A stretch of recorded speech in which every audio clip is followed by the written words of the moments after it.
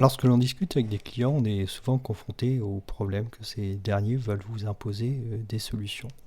Alors c'est assez normal par rapport à leur démarche, ils auront un besoin, ils connaissent des concurrents ou ils ont vu des solutions qui répondent à peu près aux mêmes besoins qu'eux, et donc ils vont vous imposer, ou en tout cas vous proposer une solution, ils vont penser qu'ils vont vous aider en faisant ça. Vous-même, en tant que product ou d'autres métiers, en tout cas lorsque vous fabriquez des produits, vous pouvez avoir cette démarche ou ce raccourci de vouloir penser une solution parce que vous avez déjà d'expérience, parce que vous avez déjà vu des choses et dire voilà, pourquoi aller chercher plus loin, j'ai déjà la solution. Eh bien, c'est sûrement l'une des pires choses à faire. Je vais vous expliquer pourquoi il vaut mieux penser problème que solution. Alors, au lieu de faire de la grande théorie, je vais plutôt commencer par un cas pratique. Et de ce cas pratique, on va voir quels sont les avantages du problème, la pensée problème par rapport à la pensée solution. Alors, je vais évidemment simplifier un petit peu la chose, mais imaginons vous êtes un cabinet comptable et vous avez besoin d'un logiciel de compta. Et un de vos besoins, c'est de pouvoir, je vais parler de solution, saisir justement toutes les factures qui ont, entrantes et sortantes, ce que les clients ont payé ou ce que les clients vont recevoir. Et donc, votre client va vous dire, moi j'ai besoin de pouvoir saisir justement toutes les lignes comptables, les entrées et les sorties. Donc, il me faut une super écran de saisie. Et puis vous allez dire, ah d'accord. Et vous allez travailler sur l'optimisation de cet écran de saisie, puisque déjà on a fixé la solution. Donc vous allez au fur et à mesure essayer d'optimiser cet écran. Vous allez peut-être même itérer une fois, deux fois, trois fois vers cet écran sur un mois, sur peut-être au bout d'un an, améliorer encore autre chose, peut-être avoir d'autres options, mais vous allez toujours rester enfermé dans cet écran. Et à un moment donné, votre client va vous dire que tout compte fait, il ne veut plus travailler avec vous, ou il va vous dire que les affaires vont pas bien parce que d'autres concurrents ont sorti des solutions mais bien meilleures que ça. Ils disent regardez, maintenant ce concurrent il peut se connecter directement aux banques du client et présaisir automatiquement toutes les entrées et toutes les sorties, et donc je gagne des jours et des jours de saisie, j'évite les erreurs de saisie. Et pourquoi est-ce que vous n'y avez pas pensé, alors que c'est peut-être le client qui vous a proposé justement cette option de saisie à travers un écran.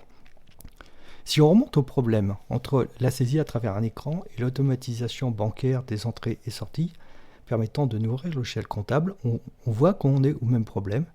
C'est je veux pouvoir intégrer toutes les entrées et sorties d'argent dans mes mouvements comptables.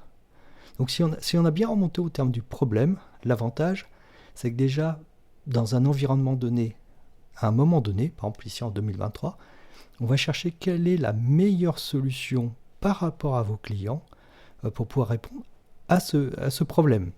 Tandis que si on pense tout de suite solution, on va penser à un écran de saisie et on va itérer pendant des mois, peut-être même des années autour de cette solution et on n'arrivera pas à en sortir. Tandis que quand on est dans un problème, qu'on a bien défini le problème et qu'on sait qu'est-ce qui se cache comme problème derrière une solution, on a peut-être fait il y a 10 ans un écran de saisie comptable, mais lorsqu'on n'oublie pas quel est le vrai problème, on se dit tiens, quand ça regarde des systèmes d'IA, quand ça regarde des systèmes d'intégration bancaire, mais notre vrai problème, c'est pas de saisir de la compta, notre vrai problème, c'est d'intégrer les entrées et les sorties d'argent dans ce système comptable.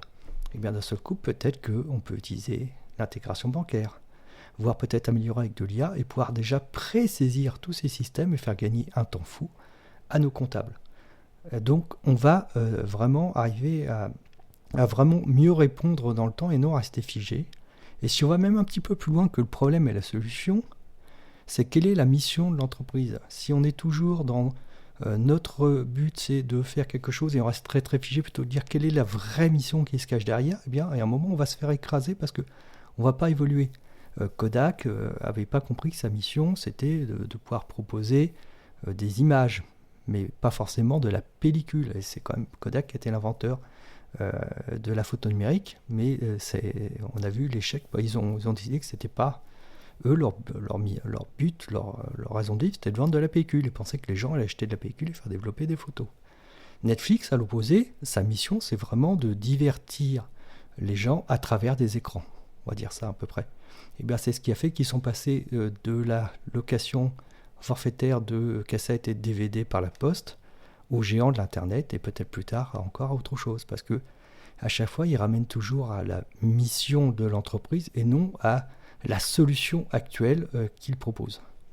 Donc vraiment, si vous voulez proposer le meilleur de la valeur, la meilleure valeur à vos clients, et surtout si vous ne voulez pas vous ringardiser, toujours derrière une solution, cherchez quel est le vrai problème que vous allez résoudre et posez-vous la question, est-ce que vous avez résolu par rapport à votre clientèle de la meilleure façon qui soit ce problème.